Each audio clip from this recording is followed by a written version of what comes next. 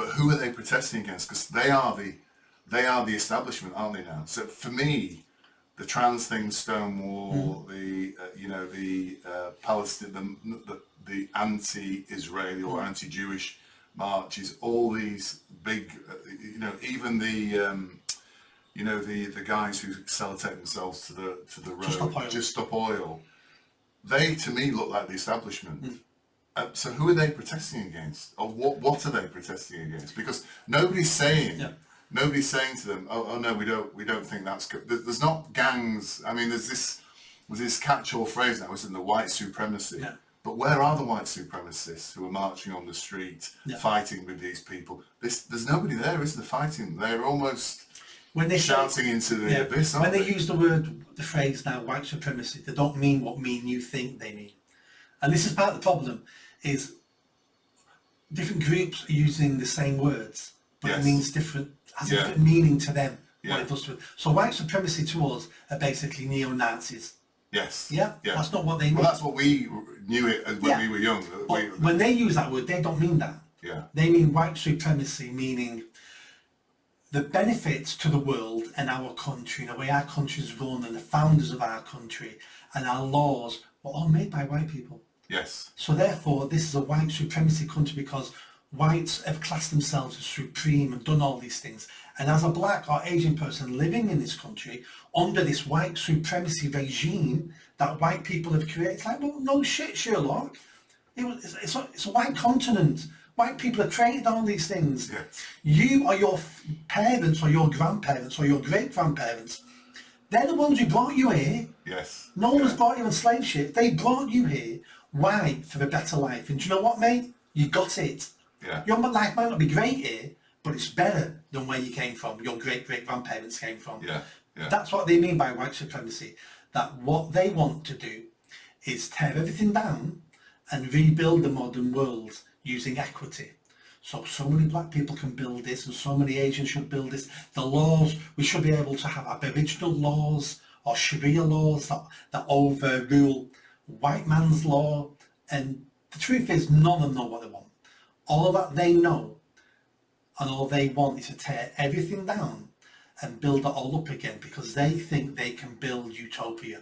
They think they can build paradise on earth because they're clever enough to do it. I don't think they are. It's taken us 20,000 years at least to get to where we are today.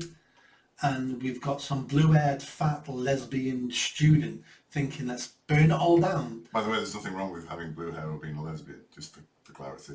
I didn't say that. Didn't say that. But they're the type of people who shout this. Yes. But they think they know better than 20,000 years of history about how to build a society and how to create law and order and how to build a nation state and build communities. Yeah, but is that just... I'm not defending the blue-haired lesbian. I don't mean... I'm not defending blue-haired lesbians, but I'm not defending that particular blue-haired lesbian, but have they not been indoctrinated with this? Yep. Is this not part of the problem? It's a religion. And it's interesting. Vivek, the guy in America, I can't remember his name, Vivek Ramaswamy or whatever it's called. So he was asked the whites... Good job you're of Asian descent, mate, saying something like that. No, I'm allowed to say that. So he was asked a question by a CNN reporter or whoever these, these kind of bloated kind of media organisations in America are. So he was asked the question, do you condone white supremacy? Yeah. And his response was absolutely brilliant. I'm actually meant to make some notes about it. I watched it, yeah. Did you see it? Yeah. So what he said was, I'm not going to agree or start reciting your catechisms about, your woke religion, basically. I'm not racist. That's what you need to know. And I'm not going to say, because she wanted to say, I condone white supremacy. But what he said, which I thought was brilliant, is, no, I'm not going to get involved. He basically said, I'm not going to embrace your religion by starting to chant your catechism being a religious chant. He said, I'm not going to do that. I'm not going to satisfy your organisation and the woke media around you by saying that. What I'm telling you is I'm not a racist. And I thought, that's a fantastic response, because it's almost like, it is like a religion. You have to. Yeah. You have to kneel and prostrate yourself and say the right things in order to be conforming to the religion that everybody believes is the correct way to go. And as all great religions have been, by the way, you know, whether it's Islam, whether it's Catholicism, you know, if you don't say the correct verses or phrases, you're expelled from that religion or regarded as a pagan or whatever it might be. And so what I'm saying is about your blue-haired lesbian is, you know, is she not just a victim of this religious oppression, basically? Yeah. All these activists are victims of this. And you can tell by looking and speaking to many of them, they're extremely unhappy. How can you be happy thinking you're living in a cesspit and the world's evil? Yeah. How can you be happy knowing society is the best it's ever been, but yet you still think it's the worst it's ever been at the same time? And we wonder why we've got a mental health epidemic, because we're giving people two different thoughts to hold in their head at the same time. Yeah. And it's making people ill. And at the same time, we're destroying what used to keep people sane: the family, relationships, having children. And that blue-haired lesbian won't be having children and won't be getting married and won't be having a family. And we've ruined her life through thinking she's going to be, because she would rather be unique and special than conform and be happy. Yeah. Now humans, we've always had to fight this. We all want to be individuals, but yet we all know we need the safety of the tribe if we're going to survive, because 10,000 years ago, one person couldn't survive on their own. You know, the saber-toothed tiger would have got you. The other tribe would have killed you. So we need the safety of the tribe, the community, the state. But nobody then wants to be, that's why communism doesn't work. Nobody then wants just to be a cog in the machine, just like every other cog. That's why we started using things like makeup and wearing headdresses and birds' feathers and colouring our bodies and having tattoos. We all want to be individuals, but within the confine of safety of the tribe. Now, where the line is on that, everyone makes for themselves, and I would imagine it's a very difficult line to tread. But we're competing this all the time. But what we've done in the modern era is we've told people the most important thing about you is your individualism. It's all about you. Yes. It's all about how much money you can earn, about how special you are, how you look, your sexuality, your parents' ethnicity. It's all about you all the time. Yeah. It's not about your community and your state and your city. It's not even about your children anymore, because we want you to indoctrinate your children, and we want you to physically abuse your children and cut off their breasts and make them mentally ill, because that then will benefit you. You can then have special children. Yeah. And it's all, and that's what's killing society now. It's too much individualism. But within that, and I agree with that, and there is a thing there that people want to be special now, don't they? They want to be recognised as being special, and they can be recognised as being special by being a victim, by the way. Yep. That is, you know, so being a victim now, which was something I would say 20 or 30 years ago, people didn't want to be victims. Now they seem to celebrate being victims, because again, that victimhood makes them special within there. And again, we're flipping this onto the oppressor and the oppressed. And it's all about, as well, we're bringing that phrase identity politics, isn't it? You've got to have an identity, and you've got to have a special identity. And that special identity cannot be trammeled or compromised in any way. And anybody who tries to compromise your special identity, Nick, you know, they're an oppressor, basically. They're not a good person. So, you know, if you do suffer from agoraphobia in crowds or whatever, if somebody, and I've seen videos on you, and I try not to watch these videos, but I've seen videos on YouTube where a policeman will arrest a woman for being, and I'm not saying a woman because a woman, it could be a man as well, but in this case it's a woman for speeding. You know, so they're breaking the law, they may be drunk at the time, and then there's a long debate going on about, they say, "Ma'am, will you come over here?" "I'm not ma'am, I'm non-binary." I've seen the same video. It goes on for hours, and then they're saying, "I'm agoraphobic and you're invading my personal..." And it goes on and on.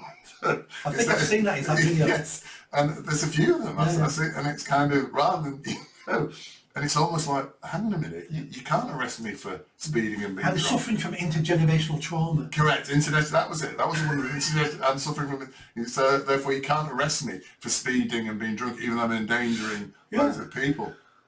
And they almost believe these expressions and these phraseologies as they're describing, give them a free pass to do what the hell they want, basically. You know, so there's that's. But for me, they're becoming the new elite. Yes, We've always had people. That sun's getting in your eyes. Let me just shut that. We've always had in society an elite. yes, It could be the tribal leader, and he got that power by being the biggest brute and strong, and people scared of him. And then we had religions, and it was the priest class who were the elite. We've always had elites. yes, And in the UK, you know, it would have been the aristocracy, landowners. We've just changed who the elite are, and we've got these people now. We're trying to claim that position of being the elite, of being the special ones. Yeah. But in day-to-day life, the day-to-day life that I experience, I don't come across many of these people. No, you don't. No, most people don't. Most of them are online. Yeah. And are in the safe spaces we create for them. Yes. You don't meet these people usually at work, unless you work something that's related to that. You know, you find those sort of people in the council. Yeah. But you won't find them in a manufacturing company on the shop floor. Yeah. You don't find them walking the streets. You don't find them shopping in supermarkets. Yeah. They're still a very small minority of people, but they've got social media that elevated their voice. Yeah. Most of these problems now wouldn't be here if it wasn't for social media. These people have always existed, and these ideas have always existed. Social media and the internet has just elevated and magnified the voice of those people. And I think most people are actually quite scared of saying anything about this. So and some they should. Yeah. So I met a couple of years ago. I was at a party and I met somebody who worked for Channel 4 in Media City. And we were chatting, and I expressed my views fairly quickly, so people, you know, can walk away. Walk away, yeah. And I said this is, we were talking about this non-binary stuff and pronouns and all that sort of stuff. And he said, this guy, he works in the scenery in Channel 4. I won't give any more information. I don't want to get into trouble. I won't. But he said, it's ridiculous. In Channel 4, it's absolutely, he said, when we interview people, the first question we have to ask them is, can you tell me what your preferred pronoun is? Now, if somebody said to me, what's your preferred pronoun? I would say, what the hell are you talking about? You know, because I'm a man, so you don't have to ask that question.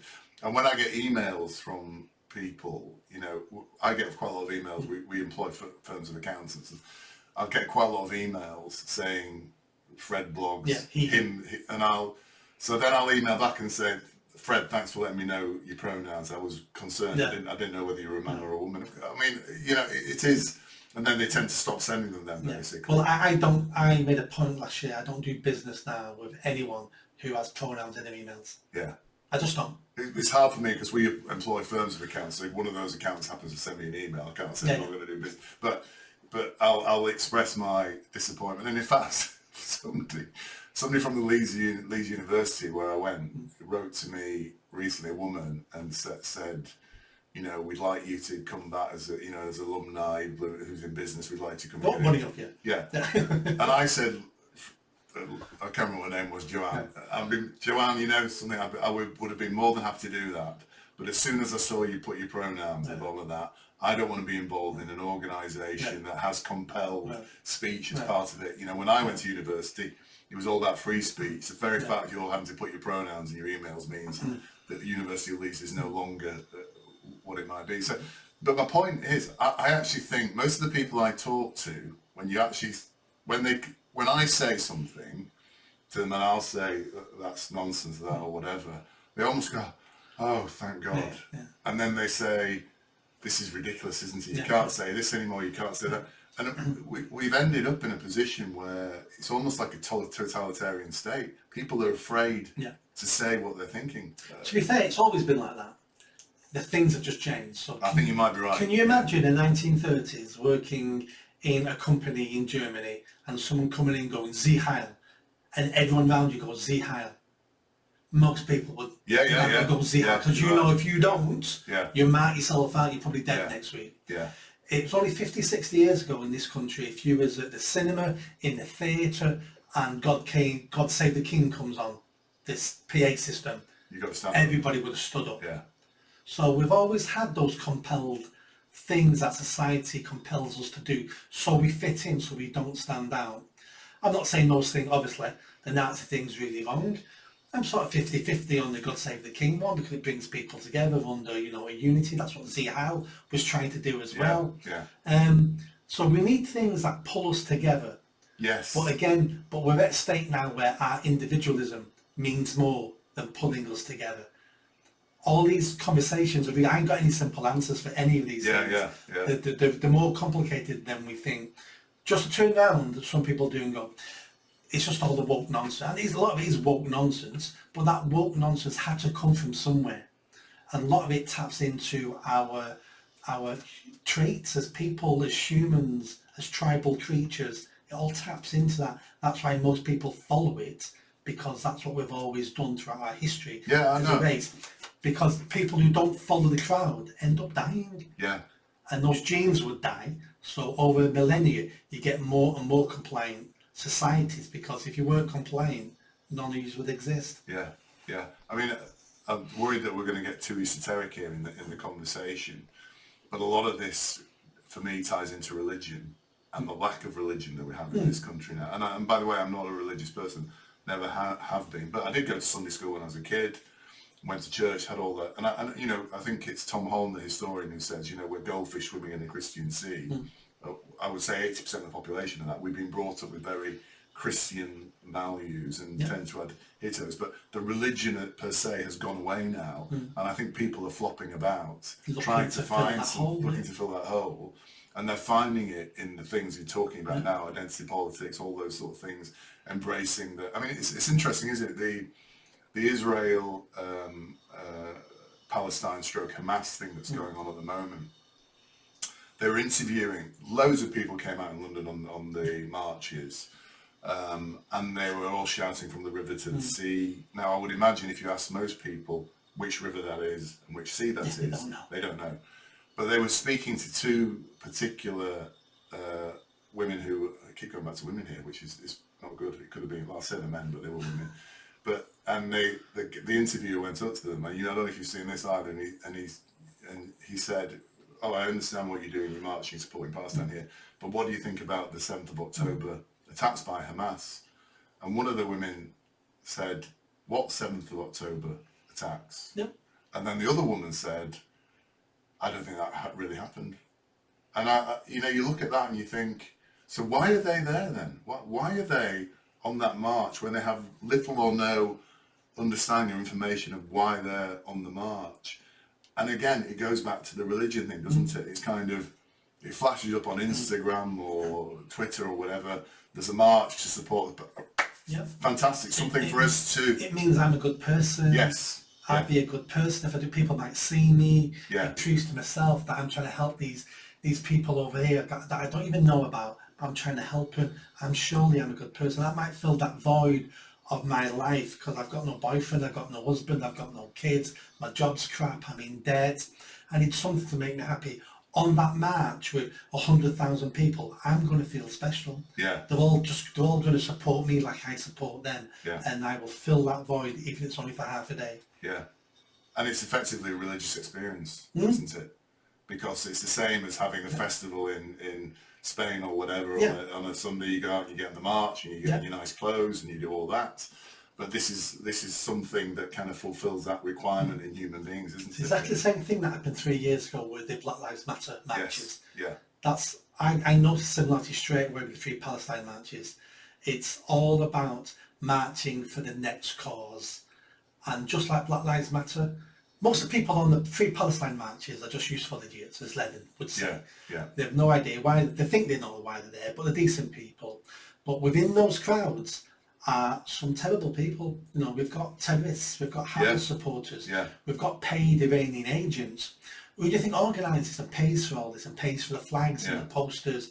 We've got the Socialist Party, Workers' Party there, who want to tear everything down and blame everything on capitalism. We've got the Black Lives Matter lunatics there. We've got the eco-lunatics there.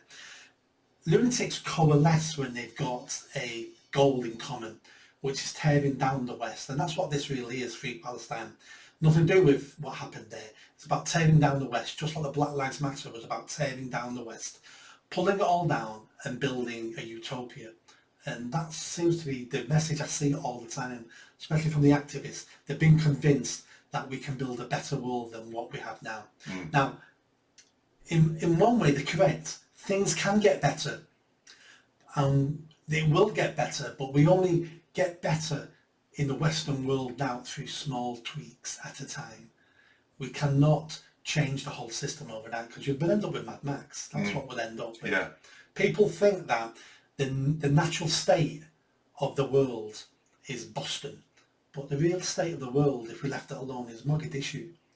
That's what we used to live in, Mogadishu. Yeah. It's taken thousands of years to get where we are. Yeah. But our education, as we talked about, is really poor, so no one knows history anymore. Yeah. No one knows what's happened in the past. Yeah. We don't educate our students now to be critical thinkers, to question. You're not allowed to question now. You get told this at university, that's the truth.